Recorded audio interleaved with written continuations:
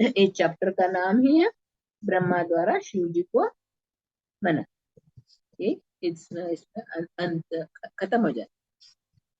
हम लोग थोड़ा सा पहले से हम लोग रिकैप करें। पहले बार दक्ष प्रजापति ने बड़ा यज्ञ किया, सभी देवी देवता आए, ऋषि मुनि गण आए, और शिव जी भी आए थे। हाँ, सब व्यासासुर शिव जी और ब्रह्मा जी आसन पर बैठे थे। तभी दक्ष प्रजापति आता है। दक्ष प्रजापति आते ही सभी देवता लोग, ऋषिगण सब लोग उठे खड़े हो जाते हैं। ब्रह्मा जी भी उसको स्वागत करते हैं। और शिव जी ध्यान मग्न थे, वो ध्यान में थे, वो देखा ही नहीं। फिर जब भी दक्ष प्रजापति देखते हैं सभी उठ खड़े हैं, ये मेरा दामाद शिव जी नहीं उठ खड़ा, तो उसको बहुत गुस्सा आ जाता है। तो वो गुस्से से अनब शनब बात शिव जी के ऊपर बोलता है, आरोप करता है। फिर ओ दक्ष प्रजापति उधर से चले ही जाते। ये यज्ञ जो है मेरे लिए योग्य नहीं, मैं ये नहीं करेगा करके वापस चले जाते। चले जाने के बाद शिव जी चुपचाप कुछ बोलते ना, अपने गणों को लेके चले जाते। ये वैष्णव इस चैप्टर में वैष्णवों का गुण के बारे में बहुत सुंदर ढंग से बताया हुआ है। चले जाते शिव जी, चले जाते हैं। उनको मन में बहुत फील होता है, मैं कुछ किया नहीं, इस मेरे ससुर ने मुझे कितने सारे बात सुनाई, तो फिर भी वो छोड़ देते। फिर दोबारा दक्ष प्रजापति यज्ञ करता है, दोबारा यज्ञ करता है, सभी देवी देवताओं को, ऋषि मुनियों को बुलाता है, मगर शिव जी को नहीं बुला। शिव जी को नहीं बुलाते, परंतु सती, मेरे पिताजी यज्ञ कर रहे, सभी देवी देवता लोग विमान से जा रहे, सब सुंदर सुंदर अलंकार करके वो लोग पिता के यहाँ यज्ञ के लिए जा रहे।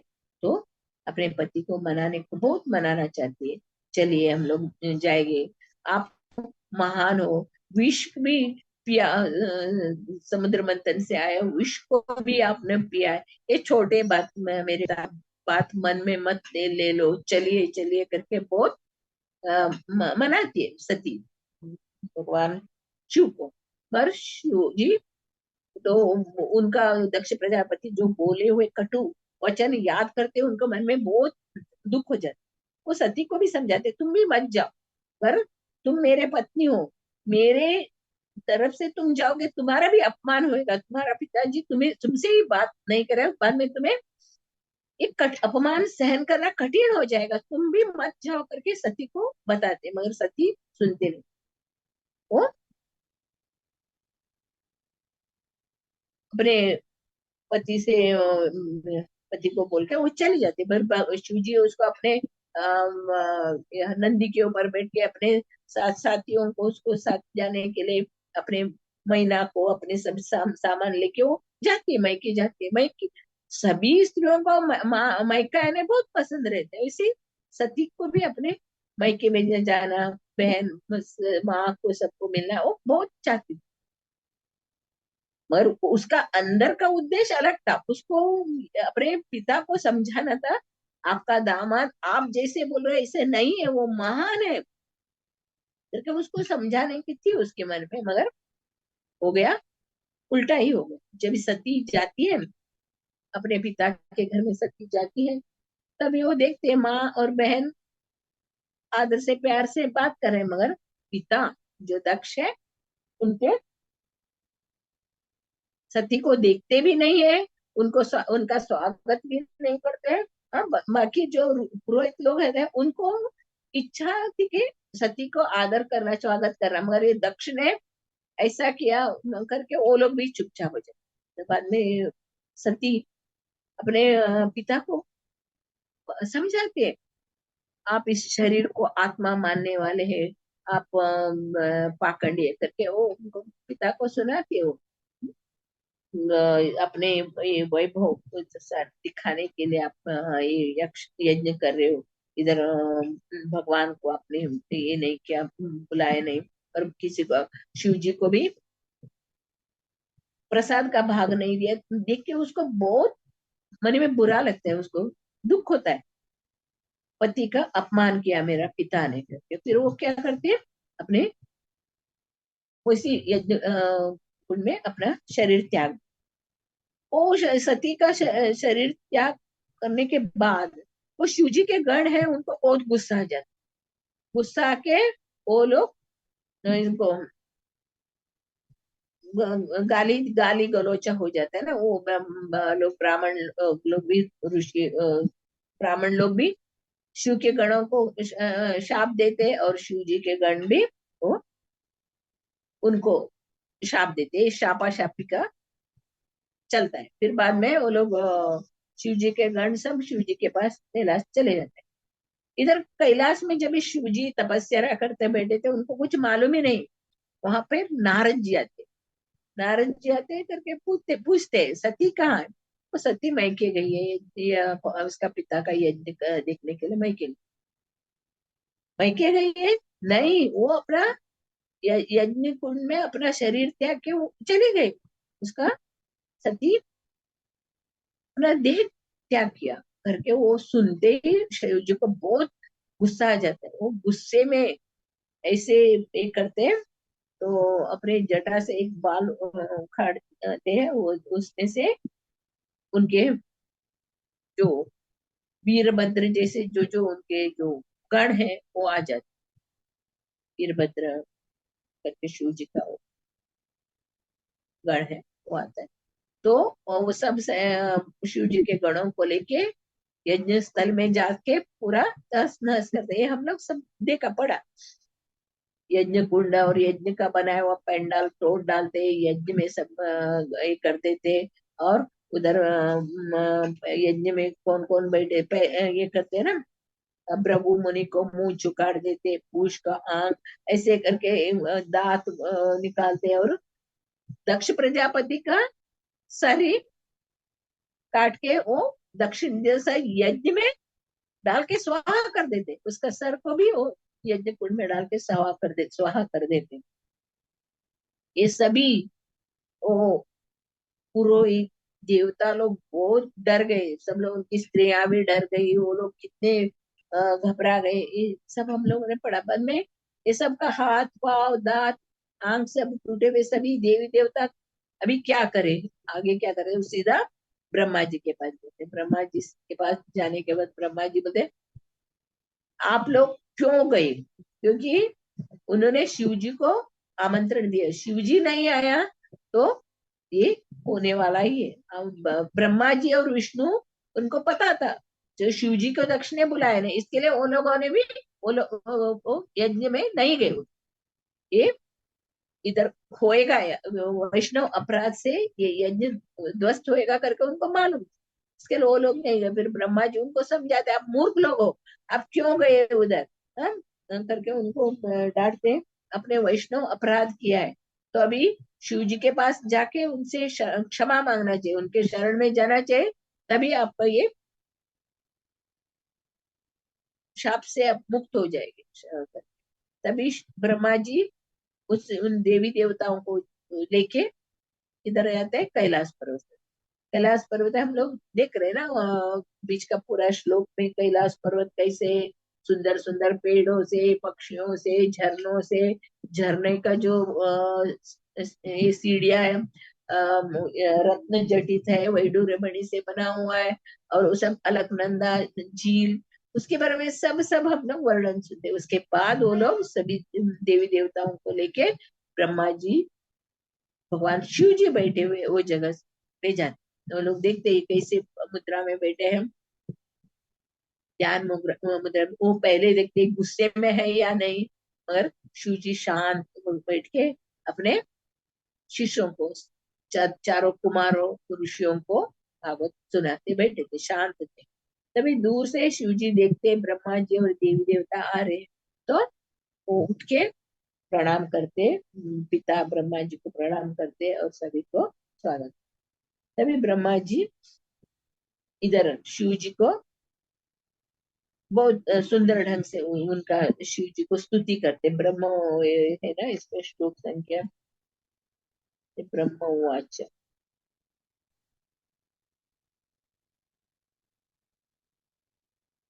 ब्रह्मा जी स्तुति करते हैं ना।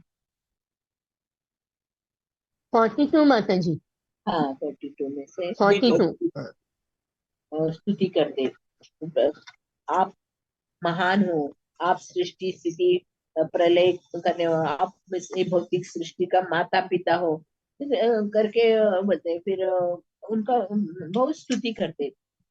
हाँ, आप इस संसार को किस प्रकार बनाते हैं, ये मकड़ी कैसे जाल बनाती है, फिर कैसे कैसे उस उद्ध्वस्त करती है, उसी तरह आप इस भौतिक दुनिया में सृष्टि की रचना करते हो, पालन करते हो और संहार करते हो करके ये बताया। आप मंगलमय हो, आप स्वर्ग लोक, वैकुंठ लोक तथा निर्गुण ब्रह्म लोक को शुभ कर्म करने वालों का गंतव्य निर्दिष्ट निर्दिष्ट किया है।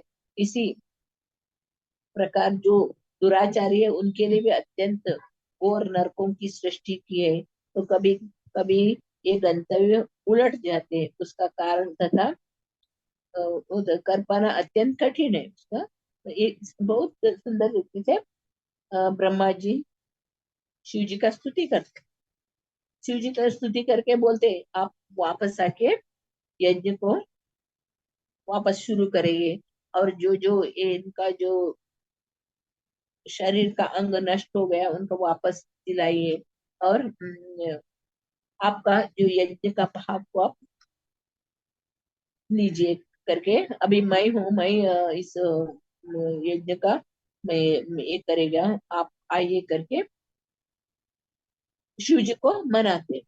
तो शिव जी बोलते हैं कि मुझे ये इन देवताओं के ऊपर मुझे कुछ ये नहीं है, क्योंकि देवता लोग बच्चे जैसे हैं। हम्म? अगर वो लोग गलत किया तो कैसे माँ बाप क्षमा करते हैं, वैसे मैं क्षमा कर देता हूँ। देवताओं ऐसा एक देवताओं के बारे में मुझे कुछ नहीं है करके शिव जी बताते। इसमें हम लोग सोच समझना चाहिए, शिव जी का स्थान और देवी देवताओं का स्थान में कैसे अंतर है।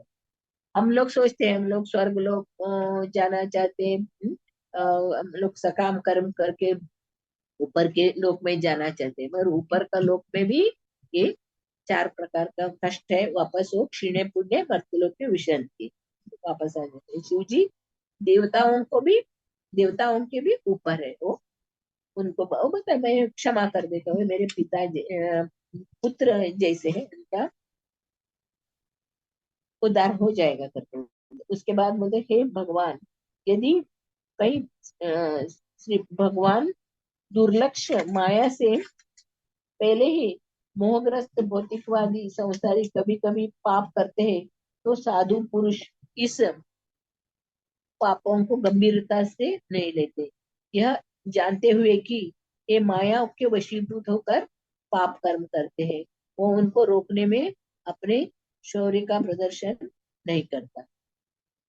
भौतिक दुनिया में जीव, बद्ध जीव किस तरह कार्य में लगे हुए पाप कर रहे, कैसे ये इंद्रिय भोग करने के लिए माया के वशीभूत होके ये पाप कर्म कर रहे हैं करके वो उनको क्षमा कर दीजिए करके बताते। हे भगवान, आप परमात्मा के माया के मोह प्रभाव से कभी मोहित नहीं होते, अतः आप सर्वज्ञ हैं, और जो उसी माया के द्वारा मोहित एवं सकाम कर्मों में अत्यधिक लिप्त है, उन पर कृपालु हो करके इधर बता रहे, स्तुति करे। एक बार कामदेव, कामदेव आके सती को बोलता है, शिव जी तपस्या कर रहे थे, तो कामदेव आके सती को बोलते उनका तपस्या भंग करो, वो बोलते हैं नहीं मैं नहीं करेगी करके। तो फिर कामदेव ये करता है उनका तपस्या भंग करने के लिए। आप लोगों ने ये सुना है, ये तपस्या भंग करने के लिए कोशिश करता है, तो भगवान शिव ने अपना तीसरा नेत्र खुला करके उनको भस्म कर देता है। ये हम लोग जाने कामदेव को भी परास्त किया है। ऐसे महान भौतिक दुनिया में जो इस इंद्रिय माया जीवों के ऊपर बहुत कृपालु है हम लोग उनके। अभी हम पढ़ा है हमने उस स्मशान में जो जिनको शरीर नहीं मिला है, भूत प्रेत असुर लोगों को भी उनके ऊपर कृपा करके उनको मनुष्य जन्म मिलने के लिए उनके उधर रह के हरे कृष्ण महामंत्र जप के उनका उद्धार करना चाहिए। सभी जीवों के कृपालु मंगलमय शिव जी हैं। हम लोग एक ऐसे देख सकते हैं, शिव जी का वाहन नंदी है और उनकी पत्नी दुर्गा का पार्वती का वाहन क्या है?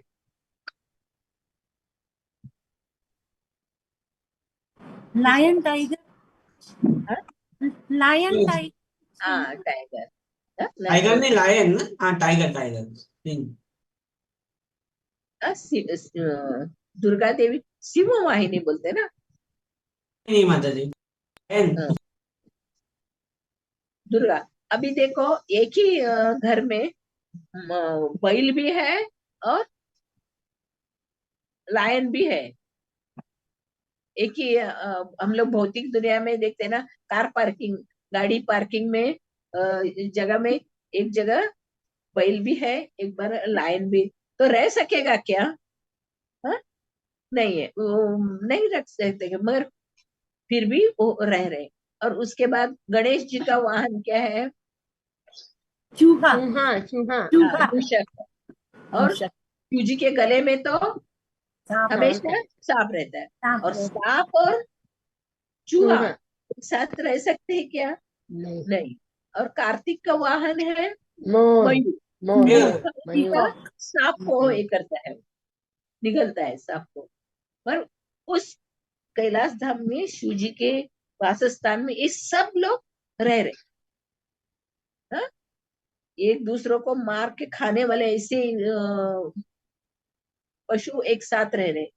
क्यों रह रहे? क्योंकि शिव जी हमेशा सतत भागवतम पढ़ते, सतत भगवान का ध्यान करते, भगवान का तपस्या करते, ध्यान में रहते। इस भौतिक संसार में हम लोग देखते हैं एक ही घर में अलग अलग अलग अलग अलग स्वभाव वाले रहते हैं। फिर किस तरह किसी को हम लोग खुश नहीं कर सकते। सबका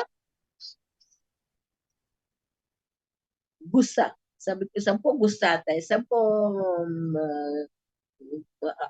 अच्छा नहीं लगता है। ये हम लोग भौतिक दुनिया में लगता है, मगर इधर कैलाश में हम लोग शिव जी का स्वभाव से हम लोग समझना चाहिए। जिस घर में जो भगवान का शुद्ध भक्त होता है, हाँ, भगवान को शरणागत भक्त है, तो घर में कितने भी दुष्ट स्वभाव वाले रहे तो वो लोग भी शांति से रह सकते हैं। शिव जी के उदाहरण से देख सकते हैं हम लोग। शिव जी ने पूरा 24 घंटे भगवान का नाम का ध्यान करने में, भागवतम पढ़ने में, इसी में लगे रहते। इसके लिए वो जो एक दूसरे से मार खाने वाले, द्वेष करने वाले वो पशु भी उस स्थान में शांति से रहते। और हमेशा जो आशुतोष, अरे थोड़ा सा भी एक जल चढ़ाए, शिवलिंग में जल चढ़ाए, खुश हो जाते। थोड़े से ही भक्ति करे तो खुश हो जाते हैं। पर जिसको जो असुर रहने दो, कुछ जिसको क्या चाहिए वो दे देते। क्यों? क्योंकि उसका भक्ति करने में, उसका ध्यान में भंग नहीं करना चाहिए। ये लोग बार बार बार बार बार असुर लोग आते, सर काटते, और मुझे ये दे दो, ये दे दो, ये दे दो मांगते हैं। इसके लिए शिव जी क्या करता है, जो भी चाहिए उनको दे देते हैं, चले जाओ बोलो। वो उनके लिए हित है अहित है वो नहीं देखते, वो लोग जो मांगते हैं वो देते। और उनका एक ही है, उनका भक्ति करने में, उनका ध्यान करने में, उनका तपस्या करने में विघ्न नहीं आए, भंग नहीं आना। तो वो लोग हमेशा भागवतम सुनाते हैं, देखते हैं हम लोग। ये भी हम लोगों ने देखा, उन्होंने वो शिव जी अपने गोदी में पार्वती को बिठा के, गोदी में पार्वती को बिठा के सभी ऋषि मुनि जो है परमहंस स्थिति पे रहने वाले ऋषि मुनि, चारों कुमार आदियों को भागवतम कथा कर। चित्रकेतु राजा ऊपर से जा रहा था, उनको हंसी आता है, यानी शिव जी का अंदर कैसी कठोर उनका नियम है। वो लोग तो अपने पत्नी को गोदी में रख के भी परमहंस स्थिति से वो भागवतम कथा कर रहे उस हम लोगों को दिखता है, मगर शिव जी ऐसे शुद्ध वैष्णव बता रहे, शुद्ध वैष्णव, वैष्णवानाम यथा शंभु, वैष्णव में सबसे पहला वैष्णव है शिव जी। वो अपने सर्वस्व भगवान का ध्यान करने में अर्पित किया। हम लोग भौतिक दुनिया में भी देखते हैं ना, जो भी अपने संसार में रहकर भी अपना सर्वस्व को भगवान के चरण में अर्पित कर दिया, उसको भली भांति उसको किसी चीज का उसका आशा ही नहीं रहता। इनका हम लोग कथा में द्वारा ये बड़े बड़े साधु संतों, नरसिंह मेहता, संत तुकाराम और ऐसे जो जो लोगों का हम लोग कथा से हम लोग जानते हैं, भले ही उनको कितना भी कष्ट आने दो वो लोग झेलते, कष्ट सहन करते, भगवान की सेवा से, भगवान का प्रेम से, भगवान का चरण से हटते नहीं। ये भी हम लोग बीच में हम लोग जनक महाराज का भी कथा सुना है। जनक महाराज अपने गुरु के शरण में रखे हमेशा भागवत कथा सुनने में इतने मग्न रहते थे, बाकी जो शिष्य लोगों को ईर्ष्या होता है, उसको उनको लगता है क्या ये राजा है, इसके लिए मेरा हमारा गुरु महाराज उसके ऊपर उसको ज्यादा प्यार करते हैं। राजा है मेरा, हमारे जनक महाराज राजा है, उनको इसके लिए प्यार करते करके वो लोगों को मन में ईर्ष्या संशय होता है। ये गुरु को मालूम पड़ता है, हमारे शिष्य लोगों के अंदर मन में थोड़ा तो ये शंका आ रहा है, उसको दिखाने के लिए एक दिन क्या करते हैं, अष्टावक्र उनके गुरु महाराज एक दिन जनक महाराज भागवत कथा सुन रहे थे, तभी तुरंत जनक महाराज के महल से आके सिपाही के बोलते, राजा राजा महल में आग लगा। तो बोलने का बार भी जनक महाराज झिलते नहीं, डूलते नहीं, वो लोग चले जाते। फिर थोड़ी देर क्या बात है, वो सिपाही लोग था, राजा राजा आपका अंतपुर में रानियों के महल में आग लगा, तो भी जनक महाराज हिलते नहीं, कथा इतने ध्यान से सुनते रहते। फिर उसके बाद तीसरे बार सिपाही लोग आके बोलते हैं आपका जो कोषागार है उधर सब आग लगा, फिर भी जनक महाराज उठते नहीं। तो पूरा महल में आग लगा बोलने के बाद जनक महाराज क्या बोलते हैं, जिसने आग लगा है ना वही आग बुझाएगा करके वो बोल के उससे उधर से हिलते नहीं, वो भागवत कथा सुनते बैठते। ये हम लोगों ने देखा, जनक महाराज उदाहरण से देखे उनके शिष्यों को बता दे। उसी समय गुरु महाराज क्या करते हैं, जो सन्यासी शिष्य थे उनका कुटिया में आग लगा है करके बोलते हैं, कुटिया में आग लग गया। तुरंत वो सभी बैठे हुए सब ब्रह्मचारी जो शिष्य थे वो लोग सब भाग गए। उनके पास क्या था, एक कौपीन, एक लंगोट और एक कमंडल था ना, उसको बचाने के लिए वो लोग भाग जाते। पर तभी गुरु महाराज बोलते देखो यही अंतर आप में और जनक महाराज में।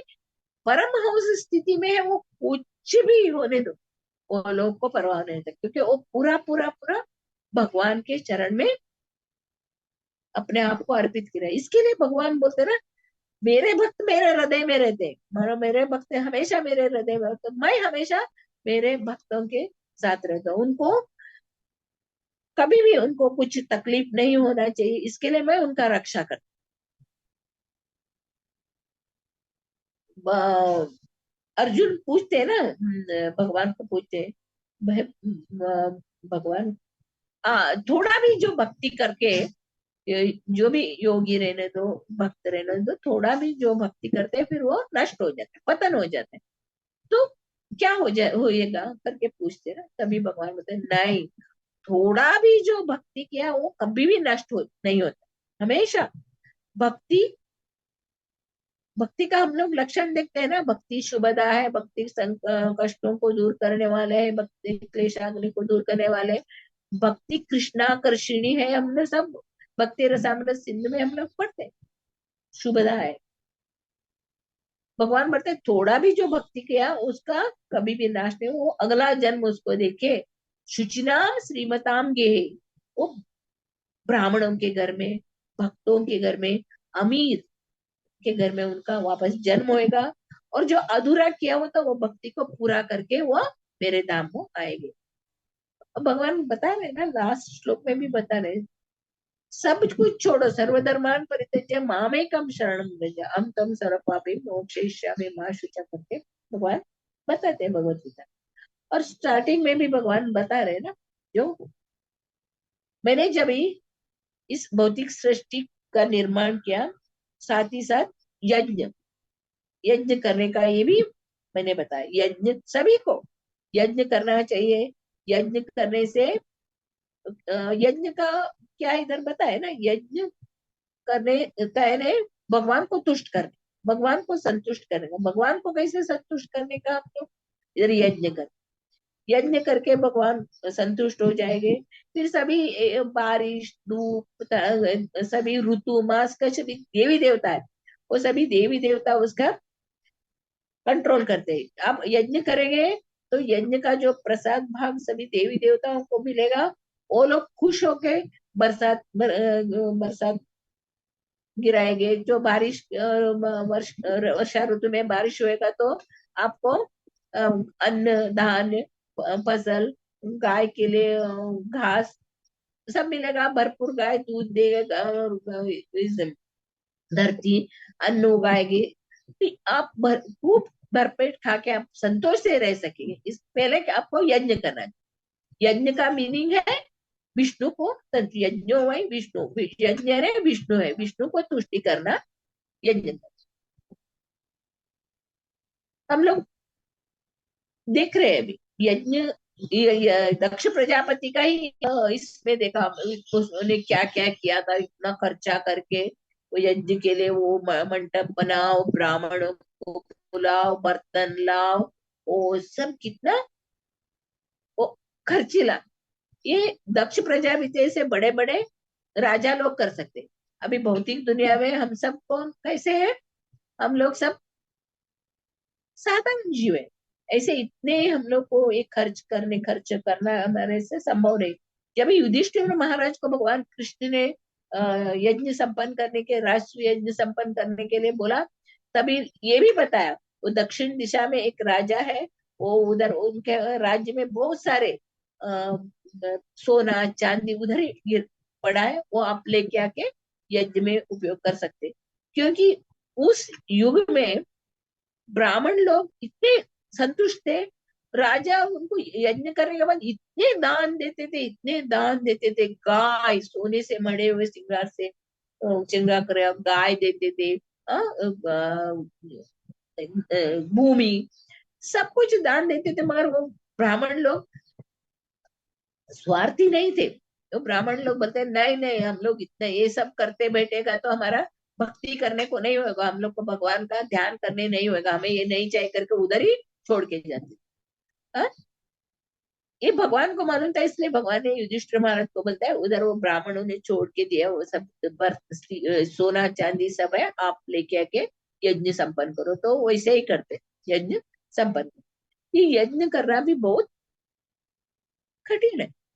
इस भौतिक दुनिया में हम लोग देखते हैं ना, एक तो जगह शुद्ध नहीं, ये पुरोहित शुद्ध नहीं, मंत्र उच्चारण करने के लिए नहीं आता है, और हम जीव सब अपवित्र है। पर इधर बता रहे हैं यज्ञ करने के लिए ऐसा स्थान चाहिए, ऐसे पुरोहित चाहिए, ऐसे वस्तु चाहिए। वो लोग मंत्र द्वारा ही यज्ञ यज्ञ का अग्नि प्रकट होता था, मंत्र के द्वारा। और यज्ञ संपन्न हुआ करके बोलने के बाद लास्ट में वो घंटी बज जाता था और सब यज्ञ पूरा हो गया करके उनको घंटी का ध्वनि सुना था। और यज्ञ से जो वो लोग इच्छा करते वो सब मिलता है। हम लोग दशरथ महाराज का यज्ञ इसमें देखते हैं ना, दशरथ महाराज ने पुत्र कामेष्ट यज्ञ की थी। यज्ञ संपन्न होने पर यज्ञ से अग्निदेव प्रकट होते हैं और उनको खीर देते। ये तो यज्ञ पहले जो युग में यज्ञ करते थे, वो वैसे यज्ञ इस कलयुग में हम लोग नहीं कर सकते। हम लोग के पास इतना धन नहीं है, आयु नहीं है, बुद्धि नहीं है, इधर का जो भी चीज हम लोग को इकट्ठा करना वो सहज नहीं है। इसके लिए चैतन्य महाप्रभु भगवान कृष्ण राधा रानी का भाव लेके प्रकट होते हैं हम जैसे बद्ध जीवों को मार्ग दिखाने के सिखाने के लिए हम लोग को आप करके हम लोग को सिखा रहे, हाथ पकड़ के एक एक एक एक को, हरे कृष्णा कृष्णा कृष्णा हरे हरे, हरे राम राम राम हरे हरे, हरे नाम का जप करो। हाँ? यही यज्ञ संकीर्तने प्राय यजंती सुमित। कलयुग के लोग मंद बुद्धि, हतभागी, उपद्रव करके सब चैतन्य महाप्रभु को भगवान को मानता है। ये कलयुग के लोग कुछ कर नहीं पाएंगे, इसके लिए उन्होंने रेडीमेड हम लोगों के लिए ऐसा प्रसाद, कृपा प्रसाद लेके आए। उसके लिए कुछ नियम नहीं है, कुछ ये नहीं है। हाँ? कोई जाति भेद नहीं है, कोई ज्ञानी चाहिए, तपस्या करना चाहिए, ऐसे कुछ ये नहीं है, रुकावट नहीं है। कोई भी करने, पापी तापी, हाँ, सब लोग कोई भी भगवान का नाम ले सकते हैं। और भगवत नाम जैसे इसे आसान रेडीमेड फूड, उसमें भी पूरा अपना ताकत डाल दिए। हाँ? नाम नाम अकारी बहुधा निज सर्वशक्ति। सत्ययुग में तपस्या द्वारा जो जो शक्ति है मिलता था उसका, त्रेता युग द्वारा जो यज्ञ का से मिलता था वो, फिर द्वापर युग में जो मंदिर का अर्चा विग्रह आपका पूजा करने करके जो शक्ति मिलता था वो, और इस सब किस में डाल दिया है? हरि नाम संकीर्तन में डाल। इसको जो भी इस हरि नाम को कीर्तन करता है, संकीर्तन करता है, वो तुरंत अपना अंदर का जो भी पाप जो रहता है वो पूरा नष्ट होके वो भगवत नाम जाता है। ये आसान। और भगवत गीता में भी हम लोग बार बार देखते हैं, मनुष्य जीवन हमें क्यों मिला है? मनुष्य जीवन ही सबसे सबसे श्रेष्ठ जीवन है। हम लोग बहुत देखते हैं ना, मनुष्य जन्म पाया राधा कृष्ण ना भजिया, जानिया सुनिया विशाखाए। हम लोग को मालूम है ये मनुष्य जीवन सर्वोत्तम उत्कृष्ट जीवन है। इसमें हम लोग को क्या करना है? भगवान का नाम लेना, भगवान की सेवा करना है, भगवान का शरणागत होना है, भगवान से प्रेम। चैतन्य महाप्रभु इतने कृपालु दयालु है, हमारे ऊपर इतना दया करने के लिए वो आके एक को पकड़ के वो हमें सिखा रहे, हरे कृष्ण महामंत्र जप करो, आप हरे कृष्ण महामंत्र को जप करो। जब भी रूप गोस्वामी 64 भक्ति के 64 अंगों को बताते, उसके बाद 5 अंग मेन है। 5 अंग मेन है, कौन सा है 5 अंग? पहला है साधु संग, मथुरावास, अर्चा विग्रह की सेवा, भागवतम भगवत गीता का पठन, और 5वां है नाम संकीर्तन। नाम संकीर्तन है सबसे श्रेष्ठ है। अगर आप यज्ञ करेंगे, तपस्या करेंगे, ज्ञान की प्राप्ति करेंगे, अगर आपके अंदर भगवान का भक्ति नहीं है तो वो सब बेकार है। अभी हम लोग दक्ष प्रजापति का ही हम लोग उदाहरण से देखा। दक्ष प्रजापति ने बड़ा यज्ञ किया, अपना जो संपत्ति अपना ताकत का सब सबको दिखावा किया ना उन्होंने। इतना बड़ा यज्ञ, सभी देवताओं को बुलाया, सभी क्या इतना बड़ा गजब किया, मगर उधर उनको भगवान का शरणागति नहीं है। पार्वती उनको बताती है, उनको तुम्हें ये जो यज्ञ किया है ना सिर्फ दिखावा है, ये आपके अंदर जरा भी लेश मात्र भी भक्ति ने, आप सब नरक में जाओ। सती बताती है। अब जब भी शरीर त्याग करने के लिए दक्ष प्रजापति को सुनाते, हम लोग ये देख रहे कलयुग के लिए, कलयुग के जो बद्ध जीव है तो न यज्ञ कर सकेंगे, न तपस्या कर सकेंगे, न दान नहीं कर सके। हाँ, तो भगवान हमारे ऊपर कृपा करने के लिए चैतन्य महाप्रभु के रूप में आके हम जैसे पतितों का उद्धार। जब भी हम लोग साधु संघ में रहते, साधु संग सर्वशास्त्र कहे, लव मात्र साधु संग सर्व सिद्धि हो। जो भी एक क्षण मात्र का भी साधु का संग हमारे कोई भी होएगा हमारा उधर।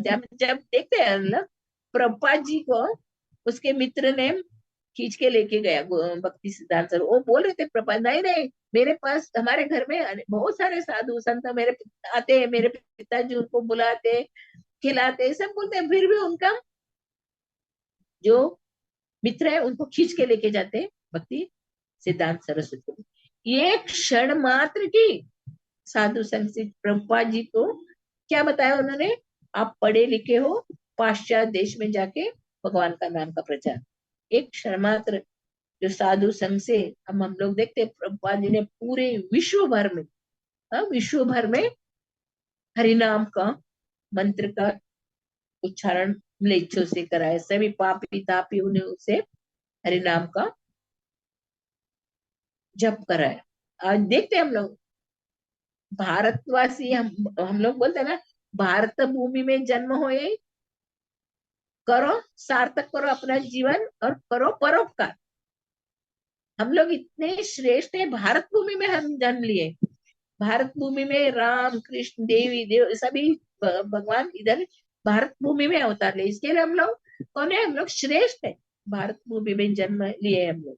इसके लिए पहले हम लोग को क्या करना चाहिए, अपना उद्धार करना चाहिए, अपने आप को भगवान के शरण में अपने आप को समर्पित करना, भगवान की सेवा करना, भगवान का प्रेम प्राप्त करना, भगवान को खुश करना, अपना जीवन अपना सब कुटुंब अपने परिवार सब लोगों को भगवान की सेवा में जुड़ाना, ये है भारतवासियों का कर्तव्य।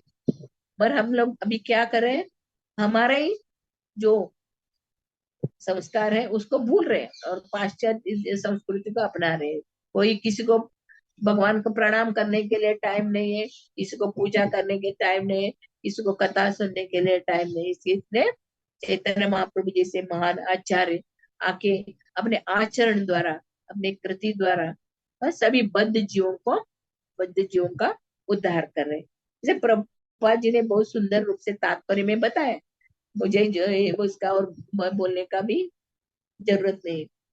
प्रभुपाद जी ने सीधे से बताया, चैतन्य महाप्रभु की जो यज्ञ है, संकीर्तन यज्ञ में भाग लेने से हम लोग भगवत धाम जाने का भाग्य योग्य बन जाए। जो हमारे अंदर जो कल्मश है हरिनाम लेने से नष्ट हो जाता है और हम लोग शुद्ध बन के भगवत धाम जा सकते हैं। हमारे गुरु महाराज का जीवन से भी उदाहरण से भी हम लोग देख सकते हैं ना, और उनके पास क्या किसी का चीज का कमी नहीं थे, वो अमीर घर के बेटे थे, अमीर थे, इतने बड़े कॉलेज में पढ़े थे, अपने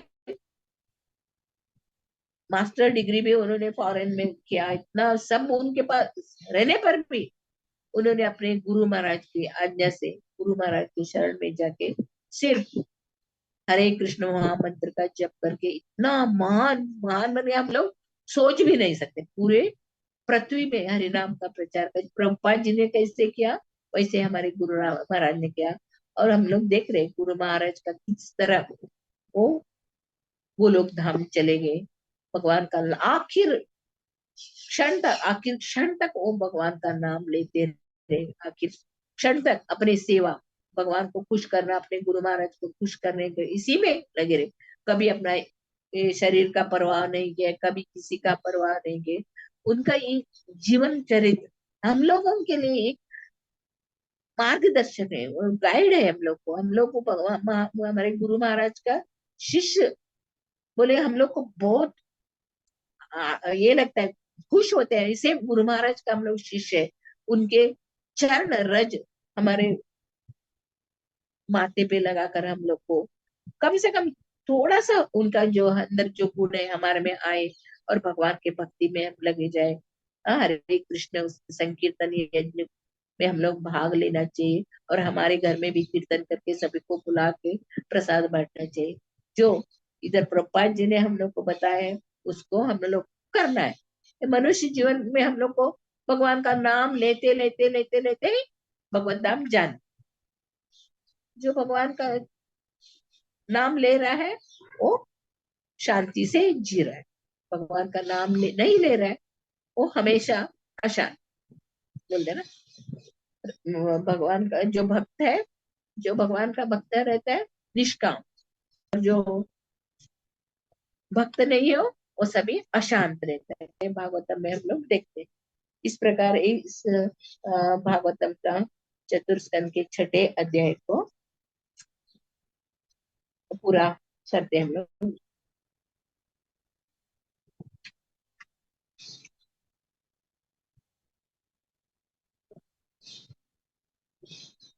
ये यज्ञ संपन्न करना सरल है। हरे कृष्ण कीर्तन करके श्री कृष्ण को प्रसन्न करके मनुष्य समस्त देवताओं को भी प्रसन्न कर सकता है। इस प्रकार श्रीमद् भागवत के चतुर्थ स्कंद के अंतर्गत ब्रह्मा द्वारा शिव को मनाना शीर्षक छठे अध्याय का भक्ति वेदांत तात्पर्य पूर्ण हुआ।